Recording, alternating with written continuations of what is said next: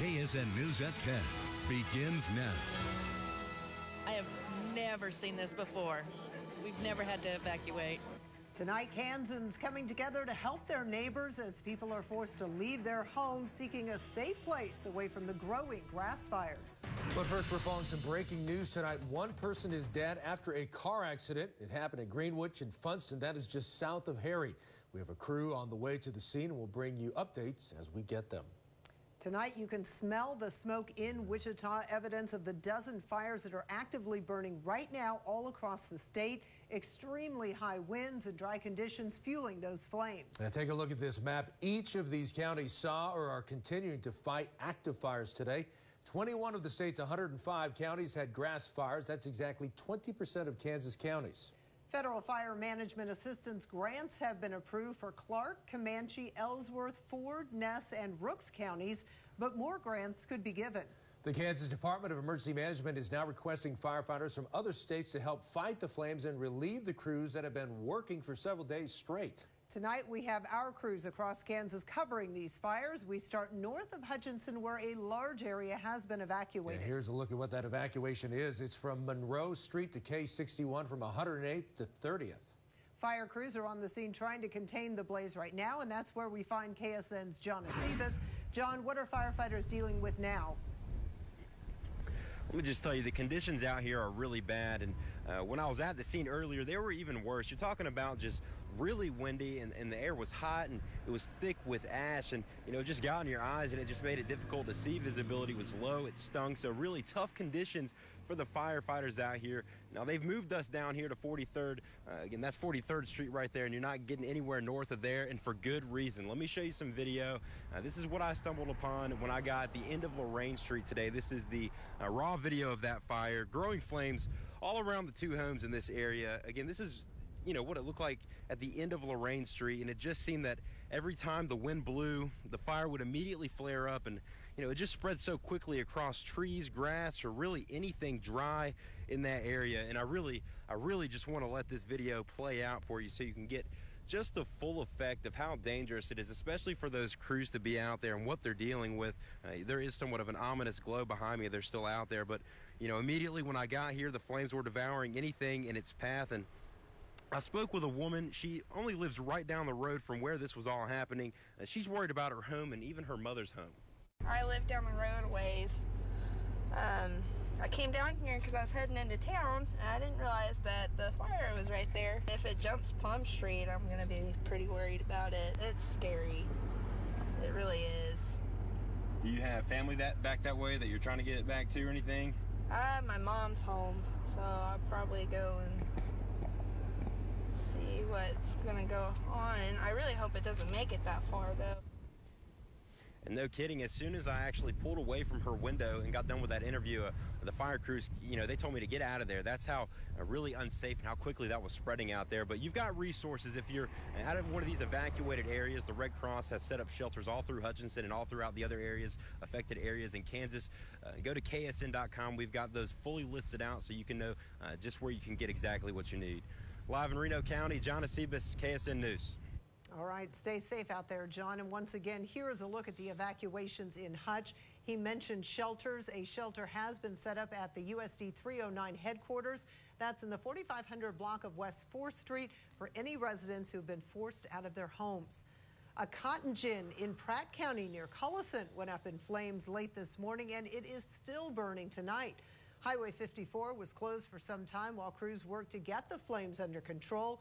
We are told that fire is now under control. However, bales of cotton are still smoldering. A fire near Dodge City caused some evacuations this afternoon, but those weren't the only flames crews in Ford County were battling. They also worked to extinguish fires in Spearville and Buckland. One person was hurt as a result of the fires, but several structures were destroyed. There's been one home that we know of for sure.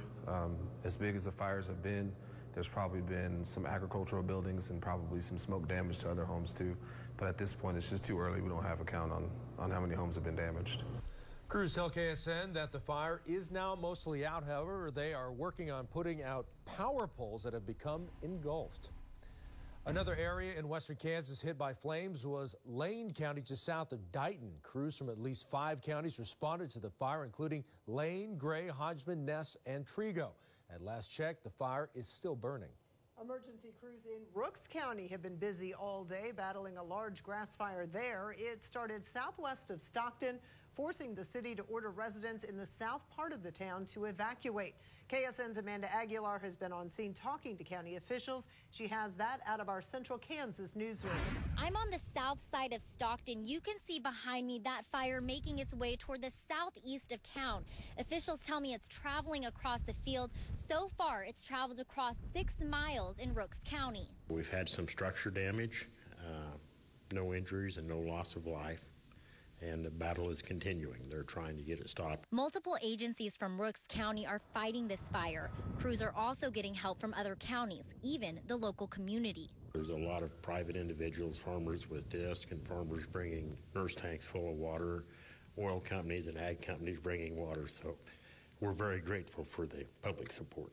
The city has ended its evacuation order so residents can return home. Highway 183 is also now open. Rooks County commissioners also signed a disaster declaration in order to get assistance from the state. In Stockton, Amanda Aguilar, KSN News. A large fire in Seward County is 80% contained. The grass fire northeast of Liberal has destroyed several homes. An emergency shelter has been set up at the Seward County Activity Center for those affected by the fire.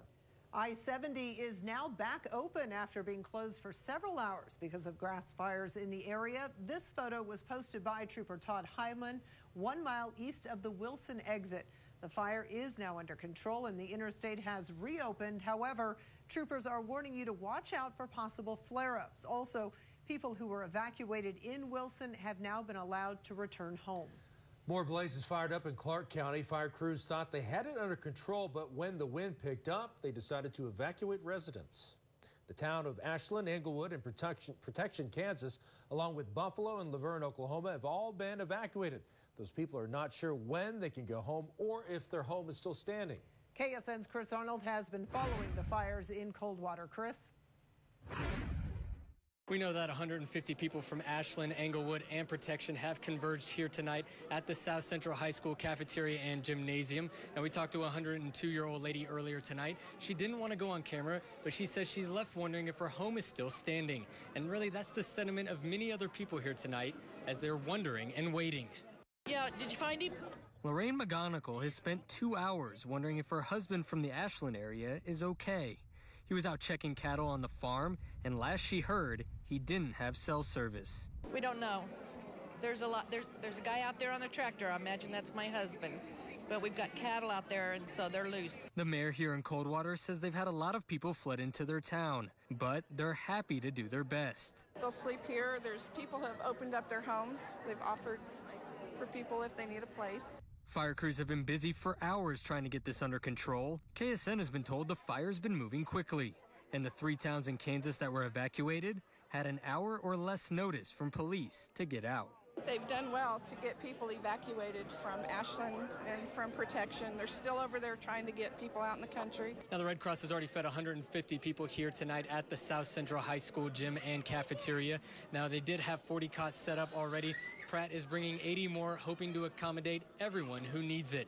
Reporting in Coldwater, Chris Arnold, KSN News. Thank you, Chris. The wind shows no sign of letting up, which is not good, Mr. Freeman. It isn't, but we do have some good news. Let me get that out of the way first. The storms have let up. They have left us and moved off to the south and the east. You can see they are completely out of our picture now, so we're done in terms of any storm threat for the rest of the night. The watch has now been canceled for our counties. Let's take a look at that. The watch remains in effect for the far southeastern part of Kansas and northeastern Oklahoma, but all of our viewing area has now been cleared out of that watch, so the threat of storms is done for the night.